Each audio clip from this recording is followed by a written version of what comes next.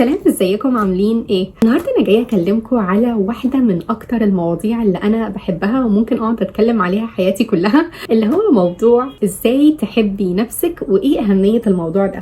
انتوا عارفين الناس اللي هو ممكن تكونوا شفتوا فيديوهات من النوع ده، اللي هو الناس اللي بيوقفون في الشارع وبيقعدوا يقولوا لهم انتوا لو هتدوا نصيحه واحده للعالم كله هتبقى ايه؟ يعني نصيحه واحده بس.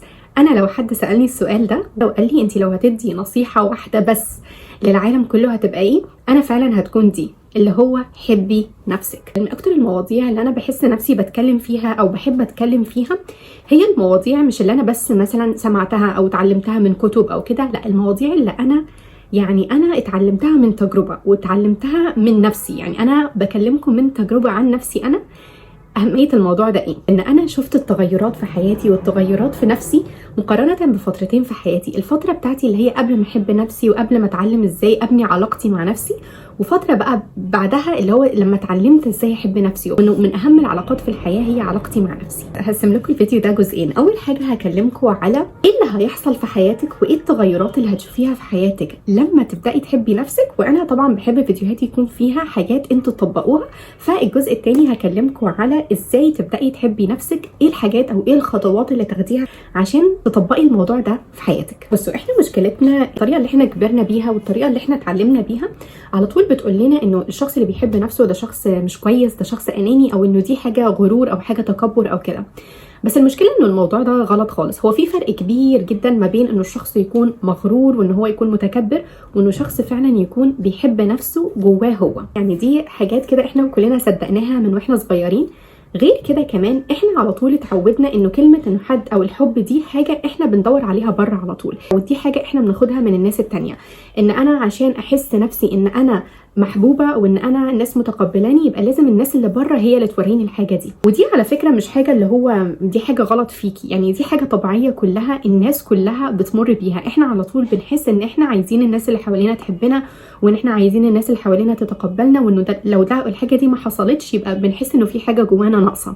بس المشكله بقى هنا في ايه؟ ان احنا عمر ما حاجه بره نفسك هتخليكي تحسي ان انتي كامله، او عمر ما ناس سبيشالي ناس بره نفسك هتحسسك اللي هو ان انتي كده كامله وانتي ما فيكيش اي حاجه. بصوا، انا قريت حاجه وبجد من اكتر الجمل اللي انا بحبها، اللي هو الناس اللي بره هتديكي الحاجه اللي هم عايزينها على حسب شخصيتهم هم، بس الحاجه اللي انتي تستحقيها انتي اللي بتديها لنفسك. فانا بحب الجمله دي جدا، لانه كل ما احس نفسي ان انا بدور على حاجه بره نفسي زياده عن اللزوم، كل اللي انا بعمله ان انا برجع لنفسي، ببص جوايا انا ليه بدور على الحاجه دي بره نفسي؟ طب انا ايه الحاجه اللي ناقصه جوايا اللي خلتني اروح ادور على الحاجه دي بره، وان انا ما ابصش جوايا انا؟ بصوا، فعشان كده يا جماعه موضوع السلف لاف او موضوع ان انت تحبي نفسك ده مش رفاهيه، ده مش حاجه زياده انت هتعمليها في حياتك او مش هتفرق قوي لو اشتغلتي عليها وما اشتغلتيش عليها. السلف لاف ده الاساس بتاع كل حاجه في حياتك. وانا على فكره بقولها لكم مش بطريقه فيها يعني مبالغه ابدا. انتوا عارفين مثلا لما يكون في اساس كل حاجه في حياتك بعد كده بتتبنى عليه، هو السلف لاف وعلاقتك مع نفسك. بصي، السلف لاف ده عباره عن ايه؟ انت دلوقتي في مستقبلك بقى، في شغلك، مستقبلك في العلاقات بتاعتك مع الناس اللي حواليكي، كلها هتتبنى على قد ايه انت بتحبي نفسك، قد ايه انت شايفه قيمه نفسك. بصوا، انتوا عارفين موضوع ان احنا على طول بنحاول ندور على الحب من بره او على التقبل، ناس تتقبلنا من بره. ده بالظبط عامل زي الحبس، لان انت على طول هتحسي نفسك محبوسه، اللي هو انا قيمتي بتتحدد من الناس التانية. انا قد ايه انا انسانه كويسه او قد ايه انا انسانه محبوبه، دي هتتحدد من الناس اللي حواليا. فكره ان انت تكوني مديه القوه دي للناس اللي حواليك ان هم يحددوا لك انت قد ايه قيمتك، دي اكتر حاجه غلط انت ممكن تعمليها في حياتك. اول ما تبداي تحبي نفسك انت فعلا بتحسي كده من الحريه جواكي. لما تيجي تدخلي مكان او تقابلي ناس جديده بتبطلي تسالي نفسك السؤال ده يا ترى هيحبوني ولا مش هيحبوني. لا، انت خلاص بتكوني انت واثقه من نفسك من جواكي. انت عارفه ان انت كفايه، انت عارفه ان انت قيمه، انت عارفه ان شخصيتك جميله، وانت بطلتي محتاجه الناس اللي حواليكي تثبت لك الموضوع ده، او الناس اللي حواليكي تقول لك ان انت شخصيتك جميله وان انت عندك قيمه. لان انت اوريدي قلتي الحاجه دي لنفسك، انت اوريدي بتحبي نفسك كفايه، انت اوريدي اشتغلتي على نفسك كفايه لدرجه ان انت بطلتي تدوري على الحاجات دي بره نفسك. الحاجه اللي بعد كده ان انت بتيجي تشوفي قيمه نفسك، انت بتبطلي جواكي تحسي ان انت على طول عايزه اراء الناس التانية، فبتبداي، ودي من اجمل الحاجات، بتبداي ان انت تثقي في ارائك. بيبدا ان انت يكون عندك رايك انت فعلا، وبتبداي تلاحظي اللي هو ايوه ده رايي انا، ده مش راي الناس التانية اللي انا اقنعت نفسي بيه ان هو رايي، لا ده رايي من جوايا انا.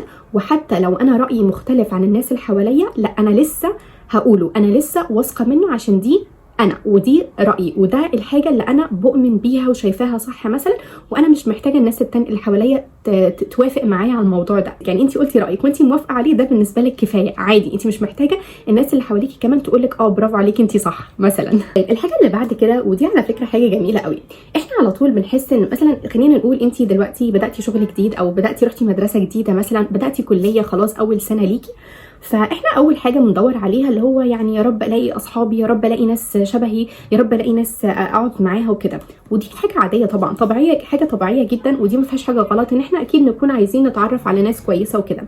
بس الفكره ان انت بتبطلي تخلي الموضوع ده يتحكم في حياتك كلها، يعني بتبطلي تخلي اللي هو يا ترى انا هلاقي ناس ولا لا، يا ترى انا هلاقي ناس تحبني ولا لا. بتبطلي الموضوع ده يكون اللي هو الحاجه اللي متحكمه في حياتك، بالعكس انت اوريدي عارفه ان انت عندك علاقه كويسه جدا مع نفسك، انت اوريدي عارفه ان انت كامله مع نفسك. الناس بقى اللي هتدخل حياتك دي، الناس دي بس بتزود من القيمه اللي في حياتك بس مش بتكملك. ودي اكتر حاجه احنا لازم نبدا نستوعبها، انه الناس اللي حوالينا مش بتكملنا. دي اكبر غلط، لان احنا كل ما اقتنعنا انه الناس اللي حوالينا بتكملنا، والناس دي لاي سبب في الحياه مشت من حياتنا، فجاه بنحس بقى ان احنا خلاص حياتنا انهارت، وانه احنا دلوقتي في حاجه ناقصه جوانا. بس انت لو من الاول انت عارفه ان الشخص ده او الناس اللي في حياتك دي مش مكملاكي، وان انت الحاجه الوحيده اللي هتكملك فعلا هي انت، وطبعا علاقتك مع ربنا، كل ما تكوني مقتنعه انه الحاجتين دول بس هما اللي بيكملوكي، طول ما عمر ما هتخلي الناس تتحكم فيكي بالطريقه دي. الحاجه اللي بعد كده ان انت بتبطلي تتصرفي بطريقه مش شبهك.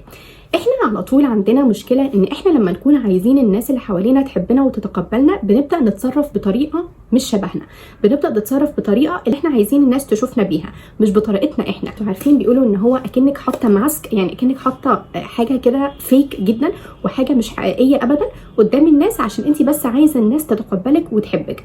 بس انت جواكي شخصيتك الحقيقيه فعلا انت ما بتعبريش بيها عن نفسك، انت دفناها جواكي عشان انت مش عايزه توريها لحد، او انت خايفه ان انت لو وريتي شخصيتك الحقيقيه للناس، الناس ممكن ما تعجبهاش او ما تحبهاش او كده. بس انت لما تحبي نفسك، انت بتبداي تلاحظي انه انا اجمل شخصيه عندي هي شخصيتي انا، هي شخصيتي الحقيقيه. الناس فعلا اللي شبهي هم دول الناس اللي هيلاقوني، الناس اللي هتحترمني عشان شخصيتي، او الناس اللي هتتقبلني بشخصيتي زي ما هي دي الناس فعلا اللي تستحق تكون موجوده في حياتي. فعشان كده بتبطلي تتصرفي بطريقه مش شبهك، ودي احسن حاجه في الحياه، ان انت تكوني على طبيعتك مهما الناس اللي حواليكي كانت مين.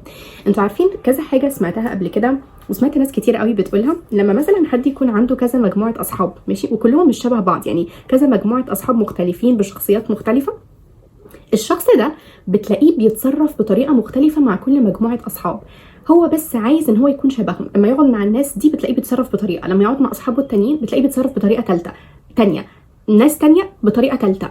فانتوا عارفين قد ايه الموضوع ده متعب، غير ان هو حاجه متعبه ان انت كل شويه تقعدي تتصرفي بطريقه مش شبهك. الموضوع ده برضو مش حلو، يعني انت في الاخر انت نفسك مش عارفه، بتوصلي للنقطه اللي هو انت نفسك مش عارفه شخصيتك عامله ازاي، من كتر ما انت قاعده بتتصنعي وقاعده بتتصرفي بطريقه مش حقيقيه. الحاجه اللي بعد كده اللي هو لما انت تيجي تحبي نفسك، بيبقى عندك احترام لنفسك قوي، وتبقي شايفه قيمتك من غير ما الناس تقولك عليها، يعني انت لوحدك شايفه قيمتك. والفكره بقى ان انت لما توصلي للنقطه دي بتبطلي تقعدي في اماكن او تقعدي مع ناس مش شايفه قيمتك. اهم حاجه انت مش محتاجه تستوعبيها، انه مش عشان الناس معينه مش شايفه قيمتك معناها انه قيمتك مش موجوده.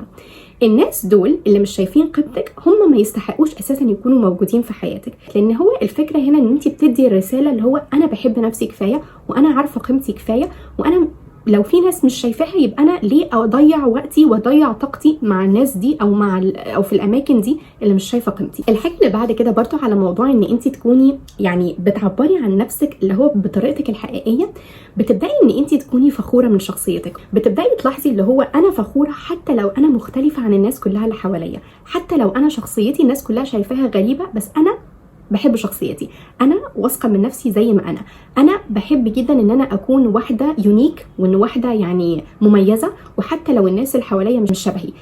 فدي الفكره التانية، ان انت بتبطلي تحسي ان انت لازم تكوني شبه الناس كلها. بالعكس، انت بيكون عندك شخصيتك، انت بيكون عندك يعني طريقتك انت، وانت مش مستنيه من الناس ان هي تتقبلها، عشان انت لوحدك فخوره بيها. على الموضوع اللي بعد كده، البنت اللي بتحب نفسها او الانسان اللي بيحب نفسه بيبدأ يلاحظ ان هو مسؤول عن حياته، وان هو مفيش حد هينقذه من حياته غير نفسه. فبتلاقي الناس فعلا، ودي على فكرة انتوا ممكن تكونوا بتشوفوها في الناس اللي حواليكوا او كده، بتلاقوا الشخص على طول بيشتغل على نفسه، على طول مهتم جدا بتعليمه، على طول مهتم بالحاجات اللي هو باهدافه، بالطموحات بتاعته، على طول عايز يشتغل على نفسه ويحقق حاجات اكتر. ان هو عارف ان هو مسؤول عن حياته، وهو عارف انه حياته دي ان هو عايز يبني منها حاجة حلوة. فالناس دي على طول بتحسيها عايزة تحسن من نفسها، الناس دي على طول عايزة تكون احسن، وعايزة تكبر، وعايزة تتعلم، وعايزة تكون احسن واحسن كل يوم. فدي لما تبدأي تحبي نفسك هتبدأي تلاحظي انه طاقتك كلها دي بتبدأ، بدل ما انت على طول مركزة طاقتك على الناس اللي بره، وطاقتك على مين هيحبني ومين مش هيحبني، وعلى طاقتك على مين الاصحاب اللي موجودة ومش الاصحاب اللي موجودة، انت طاقتك كلها دي بتبدأي تحطيها في نفسك، بتبدأي تحطيها في تطويرك انت، بتبدأي تحطيها ان انت تبني حاجة لنفسك بنفسك، وبتبدأي تلاحظي فعلا ايه الاولويات اللي تستحق وقتك وتستحق طاقتك، وايه اللي ما يستحقش. الحاجة اللي بعد كده، ودي على فكرة هتلاحظيها على طول، ودي حاجة انا بقولها لكم من تجربة يعني، اللي هو الطريقة اللي انت بتحبي بيها نفسك هو الطريقة اللي انت بتقولي بيها للناس ازاي تحبك او ازاي تعاملك. انت لما تبدأي تحبي نفسك، لما انت تصرفاتك من بره تبين اكنك واحدة بتحب نفسها، وواحدة شايفة قيمتها، الناس اللي حواليكي ما تقدرش ان هي ما تعاملكيش بنفس الطريقه، ما تقدرش ان هي ما تعاملك بطريقه اقل من اللي انت تستحقيه. بتبدا تعاملك باحترام جدا، بتبدا تعاملك باحترام من غير ما انت تطلبي الموضوع ده، مش انت بتروحي تقولي لهم او تطلبي منهم الحاجه دي. عايزاكي تفكري كده، ناس انت بتبصي عليها بتشوفي انه الناس كلها بتحترمها فعلا. ساعات ممكن تقولي طب هو فيها ايه الشخص ده فيه ايه مختلف يعني عشان الناس تعامله كده؟ الشخص ده بين للناس من تصرفاته ومن شخصيته ومن علاقته مع نفسه ان هو شخص شايف قيمته، ان هو شخص بيحب نفسه. فالناس دي تبدا ان هي تعاملك بنفس الطريقه دي، او بالطريقه اللي انت بتعاملي بيها نفسك. الناس هتعاملك بالطريقه اللي انت بتعاملي بيها نفسك. دلوقتي بقى انا عايزه اكلمكم على ايه الحاجات اللي تعمليها وتبداي تطبقيها في حياتك عشان يعني توصلي او عشان تمري بالرحله دي. وعلى فكره، على موضوع كلمه رحله، يعني السلف لوف ده، دي مش حاجه هتتبنى في يوم وليله، دي مش حاجه هتصحي من النوم قررتي هتحبي نفسك خلاص كده، لا، بس دي حاجه بتاخد يعني ستيب باي ستيب، يعني شويه شويه بالراحه تبداي تلاحظي ان انت حياتك بدات تتحسن. يعني هي الموضوع ده يعني رحله كل يوم بتشتغلي بيها على نفسك، كل يوم بتغيري حاجات في حياتك عشان تكوني انسانه بتحبي نفسك. اول حاجه انا عايزاكي تعمليها اللي هو تلاحظي ايه، تقعدي مع نفسك كده وتسالي نفسك السؤال ده: انا مستنيه ايه من الناس اللي حواليا؟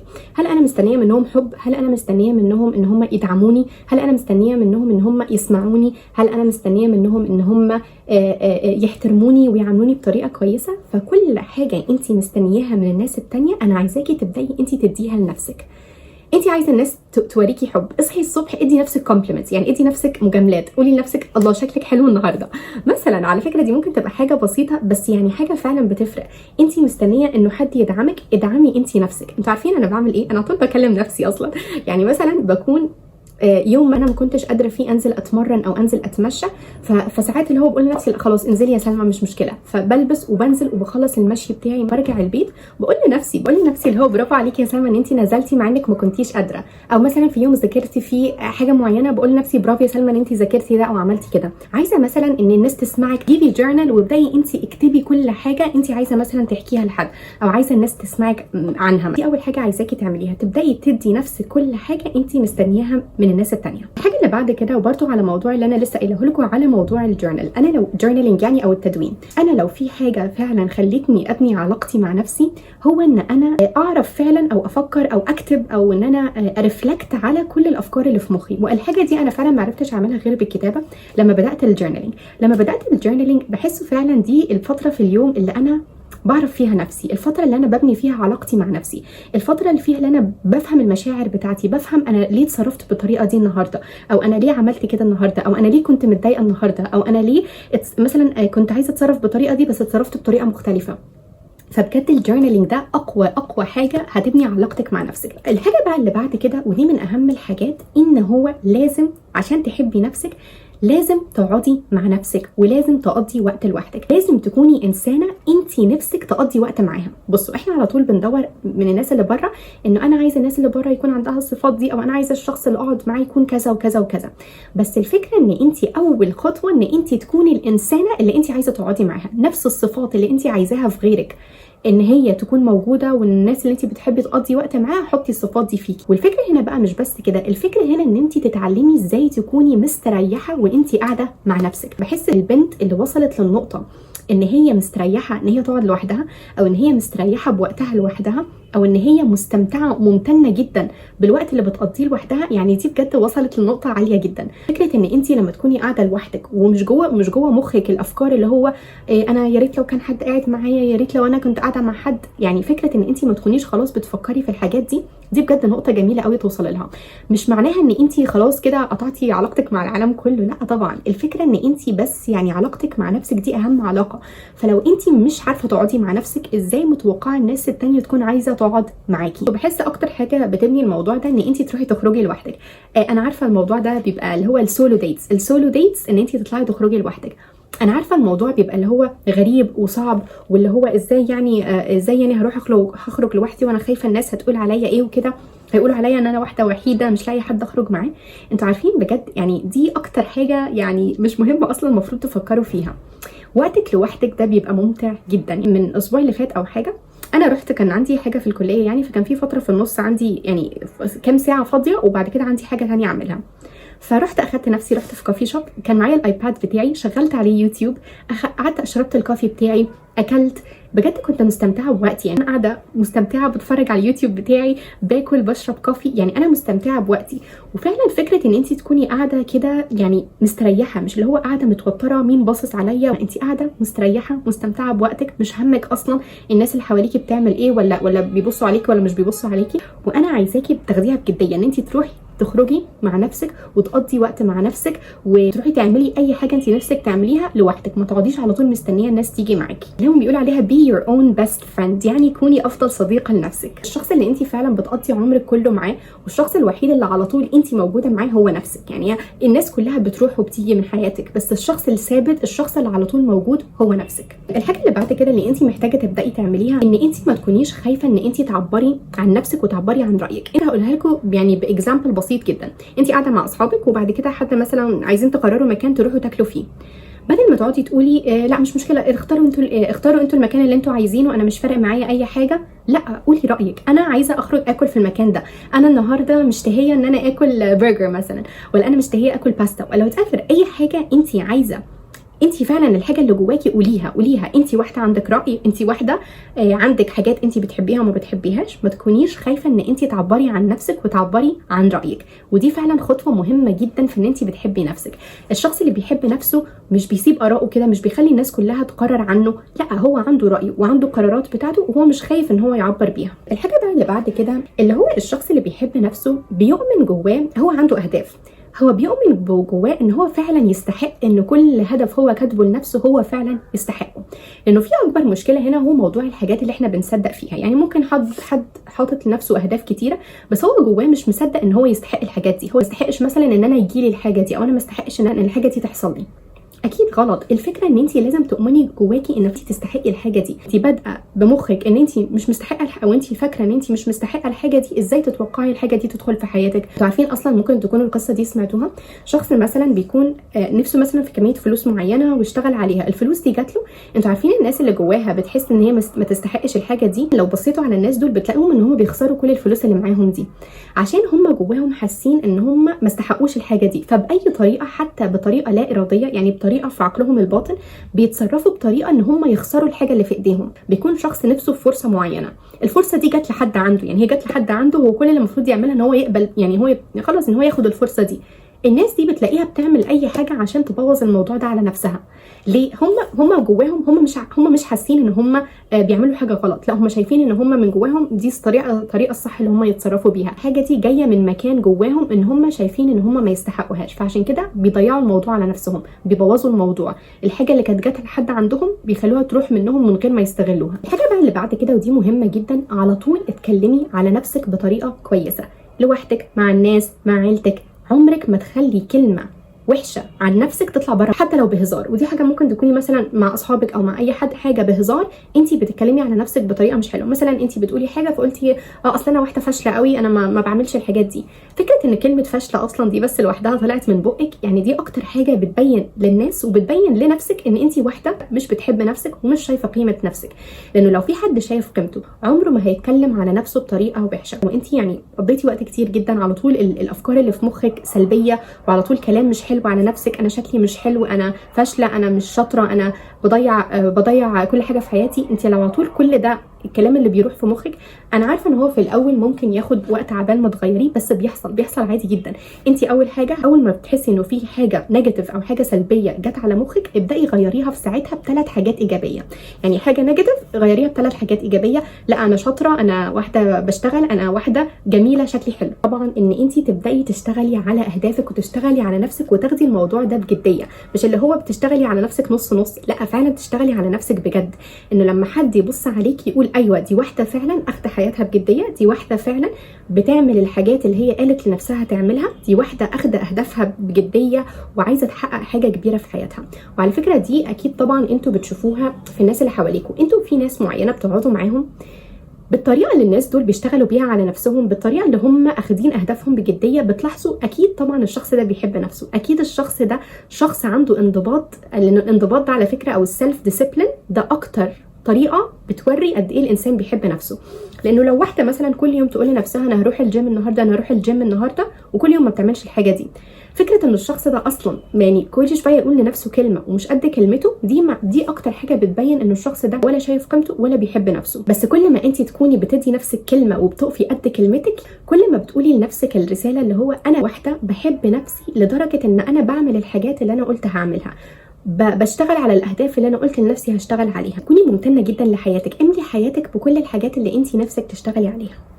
الحاجه اللي بعد كده ودي مهمه قوي، ان انت تمشي من المواقف، تمشي من الناس، تمشي من الاماكن اللي مش شايفه قيمتك او الناس اللي مش بتوريكي احترام اللي انت تستحقيه.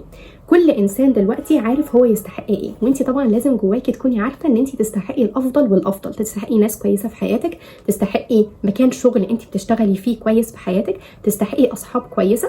فلو انت دلوقتي قاعده في مكان او في موقف او مع ناس مش شايفه قيمتك، مش بتوريكي الاحترام اللي انت تستحقيه، انت تمشي من المكان ده. انا بحب نفسي لدرجه ان انا همشي من المواقف ومن الاماكن اللي مش شايفه قيمتي، عشان انا شايفه قيمتي وده كفايه بالنسبه لي ان انا اكون شايفاها، وانا عارفه انا ايه الاماكن اللي اقعد فيها وايه الاماكن اللي ما اقعدش فيها، وايه الناس اللي اقعد معاها وايه الناس اللي ما اقعدش معاها. بصي على موضوع برده الموضوع ان انت تمشي من الاماكن وتمشي من الناس دي، بصي في حاجه موضوع مهم قوي، وده ممكن عشان انا يعني ممكن من تجربه شويه. ساعات بيدخل ناس معينه في حياتك، الناس دي انت خلاص قلتي لنفسك ان انا مش هكلم الناس دي تاني في حياتي، الناس دي عملتك بطريقه مش كويسه ابدا، الناس دي ما شافتش قيمتك وانت بعدتي عن الناس دي. انا عارفه قد ايه احنا بيبقى جوانا كده الاحساس اللي هو طب ما انا ممكن اصلح الحاجات مع الناس دي، او انا ممكن ارجع للناس دي تاني. بصي ما ترجعيش تاني للاماكن اللي ما كانتش كويسه ليكي، لان كل ما انت تفضلي ترجعي للحاجات القديمه دي، كل ما انت ما بتديش الفرصه للحاجات الاحسن ان هي تدخل حياتك. فساعات فعلا احنا بنكون محتاجين نمشي من حوالين ناس او نمشي من اماكن عشان الاحسن يدخل حياتنا. بس طول ما انت متمسكه بالحاجات اللي مش كويسه ليكي دي، ازاي انت تتوقعي انه ناس احسن، اماكن احسن، فرص احسن، شغل احسن يدخل حياتك؟ فدي فعلا الحاجه اللي انا على طول بقولها لنفسي، اللي هو لما انا بكون بعدت من حاجه مش كويسه وكل شويه يجي لي الفكره اللي هو طب انا ارجع تاني للحاجه دي او ما ارجعش او اعمل ايه، بقول لنفسي الحاجه دي انت بعدتي من الحاجه اللي مش كويسه ليكي عشان ناس احسن تدخل حياتك. الحاجه الاخيره فعلا اللي عايزه اقولها لكم والحاجه المهمه قوي، ان انت تهتمي بنفسك وتهتمي بشكلك. بصوا الحاجه دي ممكن الناس تقول عليها ان هي حاجه سطحيه، بس انا بالنسبه لي انا مش شايفه انه دي حاجه سطحيه ابدا. لانه انت لما تكوني ماشيه في الشارع وتشوفي واحده شكلها مرتب، مهتميه بنفسها، لبسها مكوي، واحده باين ان هي حطت مجهود في شكلها، انت اوتوماتيكلي في مخك بتفكري انه البنت دي بتحب نفسها، لانه مستحيل حد هيصحى الصبح ويحط مجهود في شكله ويحط مجهود ان هو يبقى شكله حلو ومش بيحب نفسه.